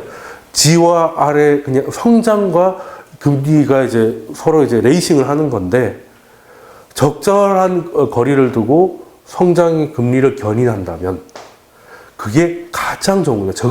저금리는 성장이 나오는데 저금리 계속하고 있잖아요. 그럼 버블이 생겨가지고 다시 나중에 급하게 R이 뛰어갈 수밖에 없습니다. 그거보다는 금리가 올라가고 있는데 그게 단순히 그냥 금리를 올리는 게 아니라 성장으로 인해서 그 성장이 물가를 자극해서 금리가 후행적으로 따라 올라오게 되는 거라면 굉장히 좋은 그림이다. 굉장히 좋은 그림이고 그때는 달러 약세의 전반적 분위기를 이끌고 미국 외의 국가들 특히 이머징 국가들이 좋은 그림이 될 것이다 라고 생각을 하고 있습니다. 그래서 지금까지는 어떻게 되고 있습니까? 라고 하면 자 2월 초에 급락한 이후로 돌아오고 있는데 그 돈들이 일단 주식이고 채권이거를 제껴놓고 다 신흥국 쪽으로 가고 있어요. 이머징 쪽으로. 그래서 달러가 오늘 좀 새벽에 강해져서 다시 90을 하긴 했지만 이게 뭐 다시 강해진다고 말하기에는 그리고 시장이 이 정도 흔들리면 달러가 많이 강해지거든요. 미국으로 복귀를 하기 때문에. 근데 미국에서 나오고 있어요. 그래서 지금 중요한 지표 중에 하나가 EMBI 스프레드라고 말씀 여러 번 드렸는데 얘가 계속 내려갑니다. 왜? 신흥국 채권 쪽으로 돈이 들어오니까 신흥국 채권 가격은 올라가고 금리 떨어지죠. 그러면 선진국하고의 금리 차이는 줄어드니까 사실 EMBI 스프레드가 이렇게 하향 추세할 때 이머징 국가들이 자본 유출이나 외환위기를 겪은 일은 거의 없습니다. 거의 없다고 보면 돼요. 제가 본 적으로는 없습니다. 그러면 일단은 지난주만 보더라도 미국에서는 미국 주식형에서 24억 달러가 빠졌는데 유럽 주식으로는 한 150억 달러 순이익이 있었고 이머징으로는 330억 달러가 들어갔습니다. 일단은 돈의 방향은 일단은 주식도 미국은 일단은 조금 많이 갔으니까 뭐 그렇다고 미국이 고점이라고 보진 않아요. 근데 이제 상대적으로 성장할 수 있는 룸을 많이 까먹었으니까 그 다른 데로 갔는데 유럽도 갔지만 이머징이 유럽의 2배가 넘죠. 그 중 하나가 여러 개가 있겠지만 또 이탈리아 문제도 좀 있어요. 이게 아시겠지만 오송 운동인데 이제 그 바닥에 극우 정당이죠. 코미디언이 만든 건데요. 코미디언이 만든 건데 이게 지금 3월 4일 날 이탈리아 총선이 있는데 총선 우리도 왜 선거 며칠 전까지만 딱 여론조사 발표하고 그 이후로는 안 하잖아요. 마지막 그 여론조사에서 27.8로 지지율 1위입니다. 극우 정당. 그러니까 우리로 치면은 뭐가 자한당이 보수가 아니니까 자유당인데. 근데 이제 극우 정당이라고 하면 그냥 우리만 잘 살자 이거잖아요. 그러니까 유로존이고 나발이고 다 뛰쳐나가가지고 우리 과거의 로마의 영광을 재현하자 뭐 이거잖아요. 그건데 브렉시트하고 이탈리아가 튀어나가는 건 엄밀히 다르죠. 영국은 어차피 뭐 파운드를 쓰고 있었으니까. 근데 얘는 유로화를 쓰고 있고요. 유로존에서 세 번째로 큽니다. 독일, 프랑스 다음이죠. 얘가 나가면 아주 피곤해지는데, 근데 오성운동이 만약에 근데 혼자선 집권 안 하니까 연정을 하는데, 보통 이제 똘개이들은 같이 못 놀잖아요. 극우는 하다못해 자유당에서도 변희재를 끌어안기가 쉽지 않지 않습니까? 너무 나가니까. 왜? 그럼 중도 보수들이 빠져나가잖아요. 저 또라이하고. 그래서 지금 홍준표 대표가 민주당 제2선거 캠프장이다 이런 말이 나오지 않습니까? 왜? 민주당에 딱히 마음에 안 들어도 홍준표를 보니까 차마 자유당은 못 찍겠는 뭐 이렇게 되는 거죠. 근데 그 와중에 뭐 지만원이나 이런 애들이 더 하겠죠. 그래서 지금 일단은 연정 얘기가 없었다가 처음으로 얘기를 합니다. 여차하면 집권할 수 있을 것 같으니까 한번 연정 얘기를 꺼내는데 이게 만약에 집권에 성공하면 헬게이트가 열릴 것이다. 그건 맞죠. 또라이니까. 근데 또라이라서 연정을 하려면 안 또라이인 척을 해야 될 것이다. 왜? 중도 보수라는 게 있기 때문에. 네. 그럼 어떻게 될지는 모르겠는데 일단은 가장 우리가 예민한 건 이제 탈유로냐 이건데 연정을 선언하면서 이 아저씨도 이제 머리는 있는지 공약에서 탈유로를 뺐습니다. 일단은. 요거 가지고 있으면 이제 정권 잡기 어렵다는 거죠. 그러니까 이제 또라이들은 다 모은 거죠. 이제는 상대적으로 덜 또라이들을 데리고 와야 되기 때문에 그러려면은 이게 연정을 할 때 자기 색깔을 많이 좀 내려놔야 될 겁니다. 근데 그렇게 되면 집권해도 자기 마음대로 못 할 것이고 또 자기 색깔대로 하면 집권하기도 쉽지 않을 거고 아무튼 근데 어떻게 될지 살짝 모르고 선거가 바로 다음 주기 때문에 일단은 미리 지를 필요는 없었겠죠. 그래서 이머징 쪽으로 많이 간 거 아닌가는 생각을 하고 있는데 그러면 지금 우리나라 얘기로 살짝 넘어가야 되는데 잠깐 끊었다 할게요. 온라인으로 보시는 분들도 여기 한번 끊어줘야 한번 쉰다고 하더라고요. 그래서 끊었다가 다시 이어가도록 하겠습니다. 잠깐 5분만 쉬었다 갈게요. 바로 옆 동네. 시진핑이 이제 진시 황제가 되려고 원래 이제 중국은 암묵적으로 이게 2번 연임이라 10년씩 하는 거죠. 10년씩 하는 거고 중국은 이제 원래는 뭐 주석은 그거지만 이제 집단 지도 체제 해가지고 이제 그 전인대 뭐 이런 걸 통해 가지고 뭔가를 하는데 시진핑이 이제 말 그대로 씨라서 그런지 진시 황제가 되려고. 보통 황제가 왜 생겼냐면 중국이 통일되기 전에 진나라로 통일되기 전에 한쪽에는 킹을 황이라고 하는 한 제라고 했거든요. 그래서 난 둘 다 다 할 거라고 해서 황제란 말이 붙어버린 겁니다. 네, 그렇게 된 거예요. 그래서 진시 황제 이렇게 됐는데 그 이후로 이제 중국이 진짜 이게 근데 시진핑이 작정을 한 것 같아요. 그러니까 처음부터 이 양반이 한 게 뭡니까? 부정주 부패 척결한다고 해놓고 일단은 주변의 호랑이들을 다 죽였죠. 근데 그때부터 저는 목숨 걸었다고 봅니다. 지금 생각해보면. 왜? 10년짜리, 길어봐야 10년이라면 이렇게 아직까지 자기는 신생이고 아직도 적들이 중국 대륙에 도처에 깔려 있는데 이런 식으로 숙청을 하면 자기 목숨도 위험해져요. 10년이 영원하지 않잖아요. 너무 많이 보시라기부터 제가 너무 많이 난리났기 때문에 권력 욕심이 나는 것도 당연한 거겠지만 이걸 내려놓으면 자기가 역으로 당할 수 있잖아요. 그래서 이제는 그냥 쭉 가겠다고 아예 작정을 하신 것 같아요. 그러니까 중국이 좀 재미있어지는 거죠. 근데 소설이지만 그러니까 소설은 조금 이따 슬라이드가 있으니까 그래서 일단은 정치적으로 두 번 연임이라는 걸 지워버렸죠. 지워버렸습니다. 그러니까 이제 규정이 없으니까 몇 번 해야 된다는 게 없으니까 그냥 쭉 가는 그래서 종신제로 가는 거 아니냐 뭐 이런 얘기가 나오고 중국에서는 그래서 지금 뭐 그런 검색어들이 검색도 안 된다 그러죠. 중국 사람들 뭐 이제 큰 나라로 가지만 완전 어렵습니다. 진시황제 검색은 검색이 안 돼요. 종신제 대통령, 종신제 주석 이런 거 검색하고 바이두나 이런 데 검색하면 안 뜹니다. 중국은 그런 데입니다. 네. 그리고 애플이 두 발 다 들었죠. 그 이명박 때 뭐 YTN, MBC, KBS 다 장악을 했는데 하나를 장악 못 해가지고 되게 피곤했지 않습니까? 뭐였습니까? 낙곰수가 어디서 나왔어요? 팟캐스트에서 나왔죠. 팟캐스트를 건드릴 수 있는 건 애플이라는 미국의 민간 기업입니다. 그래서 아무리 국정원이 요구를 해도 애플이 그 낙곰수를 지워달라고 할 수는 지워달라고 하면 안 지워주지 않습니까? 낙곰수를 이뻐하기를 떠나서 팟캐스트가 특정 국가의 그 영향을 받는다면 안 되니까. 그런데 중국의 아이폰 많이 쓰잖아요. 거기에 편집권을 중국한테 줬습니다, 애플이. 중국한테만. 그래서 나는 시진핑이다 이런 걸 중국에 팟캐스트 방송 못 한다는 거죠. 물론 방송하다가는 뭐 사라질 거겠지만 어쨌든 올릴 수도 없게 됐다. 올릴 수도 없게. 애플이 그냥 아이디어 줬어요, 그냥. 그러니까 와 중국이 크니까 뭐 대박이네. 우리나라 같으면 씨알도 안 먹혔을 텐데. 근데 씨알도 안 먹혀서 우리는 다행이었죠. 결국 그랬는데 아무튼 그런 거 보면 그 중국은 정치적으로는 좀 그냥 공산당이겠습니까?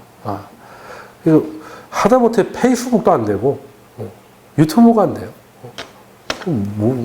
뭐 자기들끼리 쓰는 건 다 있는데 또 거긴 또 유튜브는 그래도 최신 영화 이런 거 못 올리잖아요. 저작권 걸 수 있기 때문에. 중국 유튜브는 뭐 다 올려요. 그래서 우리가 거기 들어가면 뭐 VOD 결제 안 하고 다 볼 수 있습니다. 그런 파이터들이 굉장히 열심히 해가지고 끝나면 4분 만에 막 올라오고 그래요. 그 파이터 주소를 제가 중국 친구한테 받아서 공지를 올려야 되나? 이렇게 되는 건데. 근데 일단은 그러면 시진핑도 중국은 뭐라고 하냐면 마오쩌둥이 지금 중국을 만들고 덩샤오핑이 우리를 먹고 살게 해줬다. 요게 있거든요. 그럼 시진핑도 이제 그 반열에 오르려면 뭔가 시진핑은 뭘 했는데 라고는 게 있어야 될 거 아닙니까? 근데 경제가 성장했다. 그건 덩샤오핑 때문 아니야? 뭐 할 말 없는 거죠. 그래서 이제 진짜 대국이 되려면 선진국이라고 하면 뭘 갖고 있어요? 잘 사는 나라들이 갖고 있는 거 어김없이 기축통화잖아요. 기축통화. 선진국 하면 우리가 생각하는 뭐 호주나 뭐 이런 것도 뭐 좀 떨어지긴 하지만 다 뭐 달러, 유로, 파운드, 엔, 뭐 스위스 프랑 그 잘 사는 나라들은 다 자기 나라 통화가 해외에서도 다 쓰이잖아요. 국제 통화라. 근데 중국의 위안화는 외국에서 쓰는 거의 97%가 홍콩입니다. 뭐 그 3%가 뭐 명동의 채권 시장인지 모르겠으나 아무튼 뭐 이게 뭐 국제적이라고 할 수가 없어요. 위안화를 밖에서 쓸 일이 없으니까 위안화로 결제가 안 되니. 그래서 지금 중국이 하나 갖고 있는 것 중에 리스크가 이제 원유 같은 거잖아요. 원자재. 그리고 금융적으로는 기축통화가 없어서 이번에 중국이 거대한 도전을 합니다. 위안화 국제화를 위해서 자기들이 우리 아까 보여드렸던 뭐 WTI 선물, 브렌트 선물처럼 위안화로 표시된 그 원유 선물을 런칭했어요. 물론 아직 쓰는 사람은 거의 없습니다. 예전에 중국도 신용평가사 자기들이 만들어가지고 미국한테 D등급 줬다고 말씀드렸어요. 다 웃고 넘어가지 진짜 그걸 믿겠습니까? 근데 어쨌든 굉장히 상징적인 거죠. 위안화를 하기 위해서 굉장히 뭔가를 하고 있구나 하는 건데 시진핑 앞으로 뭐 자기 목 내놓고 하는 거니까 잘 해보시길 바라고. 근데 우리는 이제 중국도 중국이겠지만 중국하고 북한이 지금 보면 중국하고 북한이 서로 이렇게 안 친한 적이 없었습니다. 그죠? 이렇게 안 친한 적이 없었고, 또 중국은 사실 챙겨야 될 게 너무 없습니다. 미국이 자꾸 잽을 날리고, 자꾸 잽을, 뭐, 산업, 뭐, 이게 보호무역이니 나발이니 해가지고 자꾸 잽을 날리는 상황에 목숨 걸고 뛰어들자니 그건 아닌 것 같고, 가만 당하자니 억울하고, 근데 또 자기를 위해 뭔가 좀 큰 걸 해야 되고, 이게 북한 챙길 정신이 사실 없어요, 지금. 사실 없는데, 근데 만약에 북한이 어떤 형태로든 붕괴가 돼가지고, 근데 중국 생각보다 한국과 미국, 일본 영향력이 커서 중국이 그걸 다 컨트롤 못하고 뭐 다자국이 같이 뭔가를 하게 되고 국경이 좀 열리는 상황이 된다면 중국은 아주 피곤해집니다. 뭐 그런 얘기 하시는 분들 만약 한국 통일되면 중국도 분열될 거란 말을 많이 하는 분들이 꽤 있는데 꽤 설득력이 있습니다. 동북 삼성은 사실 저도 그때 얘기를 했듯이 그냥 어플이 필요 없습니다. 얘기가 다 돼요. 억양만 다를 뿐이에요. 굉장히 한국화돼 있고 그냥 이거 사투리 쓰는 다른 동네 같은 느낌도 없잖아요.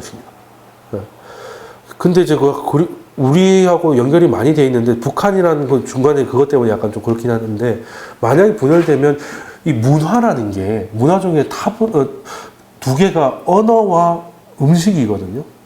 문화에 다지 않습니까? 우리 외국 가서 새로운 문화라고 하면 먹는 게 다르고 쓰는 말이 다른 거잖아요. 근데 거기 가보시면 아시겠지만 개고기도 우리보다 더 많이 먹고요. 오히려 우리나라가 굉장히 서구화돼서 그렇지 옛날 우리나라 음식도 상당히 많아요. 중국 것도 섞여 있지만 그리고 굉장히 익숙한 게 요즘 우리도 어디 가면 서빙 이제 조선족들이 많이 하듯이 거기 가서 조선족 말을 듣는 게 어색하지 않습니다. 그냥 만약에 이렇게 되면 중국이 괜히 그 고구려 역사를 자기 거라고 우기겠습니다. 이거를 자기들도 우려하는 거예요. 그래서 고구려가 자기 거라고 해놓고 뭔가 그걸 해둬야 나중에 좀 나을 것 같아서 오바를 하는 겁니다. 그냥 오바를 하는 거고. 근데 또 미국은 또 북한하고 중국하고 또 가르고 있고. 아무튼 재밌게 있는데 저는 또 그런 생각을 잠깐 해봤습니다. 지금 진짜 위험한 거는 그 트럼프의 코피 전략이나 아니면 북한의 핵무기, 핵개발 이런 게 아니라 김정은의 혈압이 아닐까. 140이 일단 넘었다고 그러는데 이 폭주하는 기관차이 나이가 좀 아직 어려서 그렇지 이대로 얼마 못 살 것 같고 북핵보다는 심혈관 질환이 한 번은 통일이 이끌지 않을까 하는 생각도 합니다. 이대로 그냥 만약에 뇌졸중 아시죠? 그냥 하고 기절해버리면 그걸로 뭐 안 되잖아요. 그러면 누가 그걸 수습을 해야 됩니까? 그래서 지금 부부장이 김여정이죠. 어떻게 보면은 비상대책위원회를 꾸리면 이제 김여정이 잡을 것 같은데, 그리고 지금 다른 얘 때문에 백두혈통이 다 죽었잖아요. 그래서 지금 성인된 사람 중에서 김여정밖에 없을 것 같은데, 얘가 갑자기 뒷목 잡고 쓰러지면 되게 재밌는 일이 벌어지지 않겠나. 근데 이 앞에 사진하고 비교해 보세요. 몇 년 됐다고. 그죠? 한 3년 이상이면 이 정도까지 돼 있지 말란 법이 없을 것 같은데. 그리고 제가 이 마음 이해합니다. 일단은 얼마나 외롭겠어요. 스위스에서 살다가 스키 타고 막 치즈 먹고 그 유학생처럼 살다가 갑자기 그냥 그 동네에서는 그냥 동양이 어느 작은 나라의 왕자래 하고 이렇게 그냥 그럭저럭 재밌게 살다가 갑자기 북한에 와가지고 나이 구순된 할배들하고 막 신경전 벌이면서 막 트럼프하고 싸워야 되고 시진핑하고 신경이 해야 되고 박근혜는 갑자기 이상한 짓을 하고 얼마나 외롭고 스트레스를 받겠어요. 그래서 술 담배를 그렇게 한다지 않습니까? 담배도 막 그렇게 그러니까 사람이 할 게 없으면 이제 먹어줘시거든요. 그러니까 얘 이거 나보다 어리지만 이거 위험하다. 혈압 재보면 혈압 재보면 한 160 나올 것 같은데 근데 열받아서 먹고 있는데 먹지 말라고 뭐라고 하면 그 이상 총살될 것 같은데 내가 낙이 뭐가 있다고 이래가 쟤 죽이라 이러는 그러니까 그 막을 길이 없을 겁니다. 막을 길이 없을 거예요. 그리고 제가 볼 때는 그래서 한반도의 통일이 가까워지고 있다. 가까워지고 있다. 근데 이제 통일되면 다 좋은 거냐? 에이, 쉽진 않죠. 독일도 통일되고 10년 동안 힘들었습니다. 서독은 뭐 맹주였고 동독도 사회주의에서 제일 잘 살았다고 하더라도 10년 동안 거의 무대에 못 나왔었어요. 근데 우리나라는 뭐 또 너무 또 왼쪽에 계신 분은 통일만 되면 뭐 다 될 것 같이 얘기하는데 되기는 돼요. 근데 되는 과정까지가 우리나라 서민들 혹은 중산층 그 이하한테는 헬게이트 가능성이 높다. 돈이 너무 많이 들어가요. 너무 많이 들어가요. 그리고 격차가 동서독하고도 너무 다릅니다. 동서독하고 너무 다르고 그냥 처음부터 다시 다 해야 돼요. 그 와중에 떼돈을 만드는 것도 분명히 있겠지만, 분명히 있지만, 일반 그냥 살다가 헐 통일됐대 이런 사람들 있잖아요. 그렇게 되면 좀 힘들어질 것이다. 힘들어질 것이다. 그러니까 우리나라 역사를 가만 보면 진짜 생각지도 않을 것들 외부 효과 때문에 이런 일이 생기는 게 많은데 하다못해 뭐 우리나라 해방도 그랬고 뭐 그런 게 좀 많았었는데 이번에는 이제 이 내부의 문제로 이렇게 되지 않겠나는 생각도 생각 좀 해봐야 된다. 저는 그렇게 생각을 합니다. 문제는 지하고 알이 서로 이제 앞서거나 뒤처거나 하는데 약간 좀 따라잡히면 마치 지금 느끼면 두 명이서 쇼트트랙 가는 것 같아요. 이렇게 가다가 너무 부딪히면 이게 부딪혀서 자빠질 수도 있는 거고, 근데 또 치고 나가면 금방 이렇게 치고 나가잖아요. 그러니까 이 정도 떨어져 있었는데 지금 많이 떨어져 있었잖아요. 얘는 거의 빵이었으니까. 근데 얘가 갑자기 아웃트랙에서 약간 속도를 내는 것 같아. 그래서 따라잡히는 거 아니냐고 후덜덜 하는 거죠. 근데 막상 이게 체력이라는 게 한계가 있어가지고, 이제 왔다 갔다 하는데, 줄어들면 너무 오버하고, 또 늘어지면 너무 하는, 그게 이제 증시에서는 파닥파닥 거리는 거죠. 왜? 채권 시장도 흔들리는데, 채권 시장이 이 정도 흔들리면 증시는 이 정도 흔들리는 거거든요. 그래서 이런 일이 생기는 거고, 어찌됐건, 물가가 올라갈 건데, 그거는 성장이 견인하는 물가가 되기를 바라고, 지금까지 그렇게 되고 있다는 겁니다. 그렇게 되면, 지금 변액보험하고도 이제 펀드를 좀 변경할 건데요. 어떻게 할지는 이제 공지사항이 제가 확인할 게 하나 있어가지고 공지사항이 따로 올릴 건데, 그리고 이제 미래에셋 같은 경우는, 예전에 가입하신 분들 같은 경우는 50% 채권이 고정되어 있는 형태가 있습니다. 그걸 이제 피해가는 방법이 있어요. 중도 인출을 해서 다시 돈을 넣을 때는, 이제 그 고정 비율이 없거든요. 그래서 1년에 한 번 혹은 두 번 정도는 이렇게 뺐다 넣었다를 할 겁니다. 그러니까 예를 들어 1억이 들어가 있는데 채권이 50%다. 근데 채권은 50% 하고 싶지 않다. 그러면 50%를 빼요. 그럼 50, 50 빠질 거 아닙니까? 그리고 주식을 100을 넣으면 75대 25가 되는 거죠. 이런 식으로 한 바퀴 돌려야 됩니다. 왜 그렇게 해야 귀찮게 만들어 놨습니까? 이거 연금 상품이라서 안정성을 도모하기 위해서 법으로 강제돼 있어요. 그리고 최소 20%는 닥치고 채권, 그리고 미래에셋은 예전에 몰빵했다가 크게 당한 경험이 있죠. 인파이트 펀드라고. 그래서 트라우마가 있어가지고 50%까지 올라간 적이 있습니다. 자체적으로. 근데 지금은 채권 보유 매력이 조금 떨어져 있기 때문에, 채권이 폭락한다는 건 아니지만 별로 먹을 게 없을 것 같기 때문에 요걸 빼가지고 한번 돌리겠는 건데, 그거는 공지사항에 따로 어느 펀드에다가 넣을지 이런 것들을 공지사항에 따로 올리겠습니다. 그거 뭐 당장 급한 건 아니니까 보시는 대로 따라해 주시면 될 것 같아요. 그리고 3월 중에는 다 마무리해 주셨으면 좋겠고, 그리고 지금 이제 대학생분들 중에서 그 거래를 이제 레버 카운트로 옮기시는 분들이 빠르게 늘고 있는데, 확실히 이게 나을 것 같아요. 이제 똥손들이 생각보다 많아서, 그냥 이렇게, 그리고 보통 우리가 포트폴리오 한 10개 정도로 가져가는데, 그 정도 거래하면 거래 수수료 드는 게 차라리 레버 카운트 0.5%가 차라리 더 저렴할 수도 있을 겁니다. 예, 그렇기 때문에 그냥 일단은 어쨌든 본인 계좌는 다 실시간으로 볼 수 있으니까요. 예, 그냥 보시면서 이렇게 맡기시는 게 차라리 나으실 것 같습니다. 그래서 뭐 레버 카운트는 크게 짧게 공지 한 번만 더 하고 가면 일단은 5천만 원 이상이 권장되고요. 왜냐하면 만들어지는 건 한 3천 정도부터 만들어지는데 종목이 10개인데 너무 썰면은 좀 의미가 없어서, 그렇다고 몇 억씩 하기는 부담이니까 5천 이상부터 가입이 가능하고, 일단 5천을 넣었다가 성과가 좋아서 더 늘리겠다 하면 늘리는 건 그냥 이체만 하면 됩니다. 그 레버 카운트 계좌 이체만 하면 되고, 돈을 뺄 때도 마찬가지예요. 그냥 빼시면 되는데, 만약에 주식이 다 들어가 있으면 뺄 현금이 없겠죠. 그래서 미리 조금 말씀을 주시면 현금을 확보해 놓을 테니까 빼시면 되는데, 이거는 보험 같은 게 아니라 가지고 한 3달 하다가 그냥 해지하겠다라는 거 그냥 해지하시면 됩니다. 해지했다고 페널티는 없어요. 그냥 지금까지 나갔던 수수료만 그냥 이미 빠져 있는 거 그냥 그대로 팔아서 나가는 겁니다. 근데 해지는 아니더라도 일부 자금이 필요하다면, 그래도 평가 금액이 2천만 원 이상만 유지되고 있으면 해지는 안 돼요. 그러니까 한 3천 정도는 그냥 계속 굴린다고 보시고, 그 이후로는 뭐 넣었다 뺐다도 얼마든지 가능하고, 해지돼도 손해는 없지만 다시 가입하려면 또 서류 작성을 다시 해야 되는 게 귀찮다. 뭐 요 정도 알고 계시면 되고요. 제가 좋아하는 말 중인데, 주식에서 수익 안 나는 건 니 탓도 내 탓도 아니고 뇌 탓이다, 이거거든요.